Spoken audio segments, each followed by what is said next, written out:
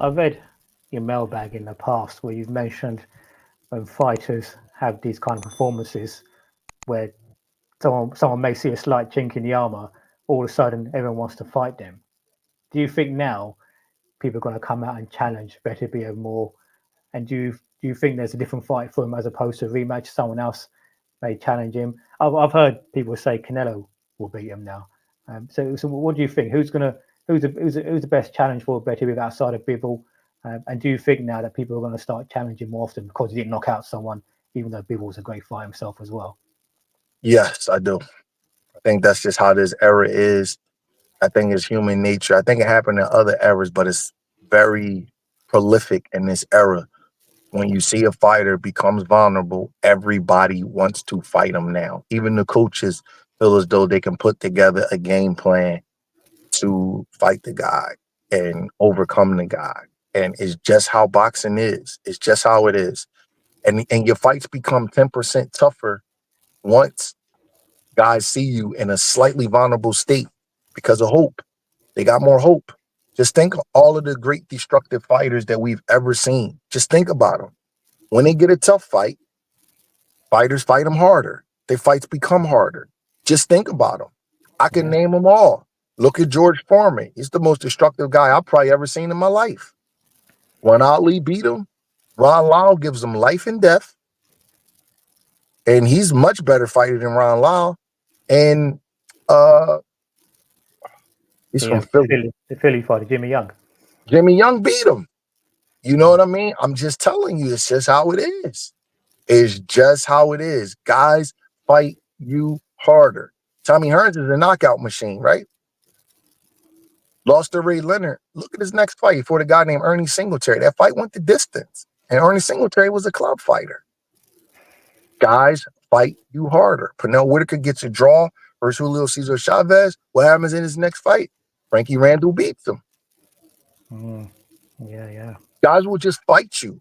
They'll just fight you harder. They'll just say, okay, you're this destructive force. Once Marvin Hagler beat John Mugabe, everything, Yeah, the aura of him was Mugabe was running through everything in the mid 80s. He was running through them. Hell of a fighter. His best night was against Marvin Hagler. Afterwards, guys looking at him like, okay, we'll fight him. We'll fight him. It's no problem. That's how it happens. Prince Nassim Ahmed, Marco Antonio Barrera beats him. He didn't even give himself a chance. So he fought one more fight and was out of boxing. yeah. I think that one fight went the distance as well, didn't it? Against a lesser I opponent. can't remember if it went to Disney. I believe he scored a knockout. But I tell you one thing, he retired when he was 28 years old, 28, Mm. 29 years old. He had a lot more money to make, a lot of big fights. He had the Moraleses, he had Mayweather, he had Marquez, all kinds of huge money fights. That guy probably left $50 million on the table. That's how boxing works. Even Benavidez goes the distance with Plant. The next thing you know, Demetrius Andre's like, okay, I'll fight him. Then the nail, okay, I'll fight him. When destructive fighters have that night, they don't even have to lose. They can just have a tough night. Everybody's gonna fight Beterbiev a little harder now. I wouldn't be surprised if Benavidez fought him. I wouldn't be surprised if Canelo fought him because they saw that. It's like they looking like the big example in recent times is Triple G. Yeah, It's Triple G. Nobody wanted to fight him. They could say whatever they want. Sergio Martinez and those guys, they wanted nothing to do with him. Nothing to do with him. 2012, 2013, 2014, 2015. Next thing you know, Kell Brook lands a few punches and Danny Jacobs holds him close. Triple G don't got no more problem getting fights. mm. Yeah. The coach's Am I game right? plan goes. Yeah, you're right. Yeah, the coach's I'm game telling you. plan.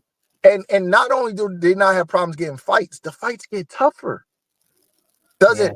And once you show a vulnerable moment, it shows what kind of fighter you are. Because now you got to overcome not just the stylistic issue that gave you trouble. Now you got to overcome a guy fighting you with more hope, more character, more will to win. You yeah. see how Vatic was coming on down the stretch versus Benavidez? Mm. Watch it really closely. I would not be surprised if Benavidez and Canelo fought Beterbiev. It's that key I word. don't believe Canelo can beat him because I think his jab is too constant and it would drive Canelo crazy. And Canelo don't really fight with his legs. And he's not going to just sit there and just roll and catch. And I think Canelo's on the other side of his prime too. He's not the freshest daisy in the world either. And he has a lot of fights. But David is young. He's 27, 28. He got the fast hands. He has youth on his side.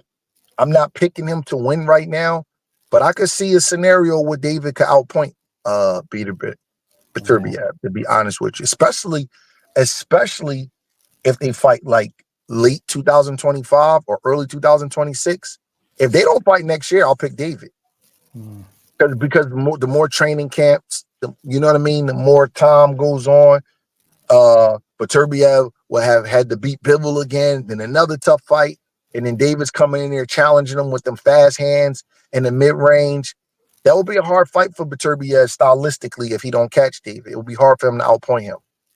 Yeah, it's that key word, hope, isn't it? You go from hopeless to hopeful. There was a science experiment about rats. Did you ever hear that experiment about the 1950s or 60s? No. I'll tell it to you real fast. There was this scientist, and he had a group of rats, and he wanted to see how long they could, live under the water. So he put them under the water, and he timed them, and they all died. But he wanted to see like how long it took for each one of them to die.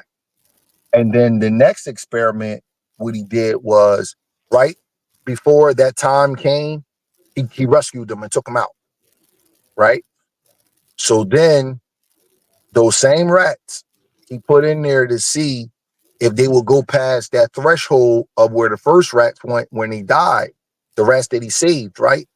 And these rats lasted like 3 or 4 times longer than what he thought the threshold was, because that one time that he saved them, they felt like they had hope. And he couldn't explain it with anything scientifically except for hope, except that they was just waiting and they fought. And it was like 3 times the amount of times the rats lasted in the first experiment. They was all the same type of rats. They was all bred in the same laboratory, but they had hope. So when fighters have hope, you got a different fight on your hands.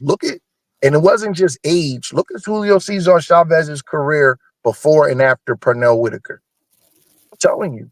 It's not just an age thing. Look at Vasily Girov. Remember him? He was a monster. He was like 30-0, 27 knockouts. James Toney stands up to him and it's like, okay, all right, okay. Look at Mike Tyson. They thought Buster Douglas was a fluke. Yeah. Once Holyfield stood up to him, Franz Botha was punching him in his head. Nobody was afraid of him anymore. And it's not their fault that people are afraid of him, but the fact remains, very few destructive fighters stay that way. You know what I mean? Like Pacquiao, he's one of one. Even Hearns never became gun shy. If you wanted to fight him, he just knocked you out anyway, or you knocked him out. He didn't get like that. But for the most part, it's difficult to overcome when you're that fearsome, destructive type of fighter, and then somebody sees you in a vulnerable position, and then the other fighters start fighting you harder. I'll give you another good example. Arthur Abraham. Remember him? Yeah, Very destructive fighter. Very destructive fighter. Super middleweight, yeah. When he went up to super middleweight, he had a tough night versus Andre Durrell. His career was never the same ever since then. Think about it. It never was the same.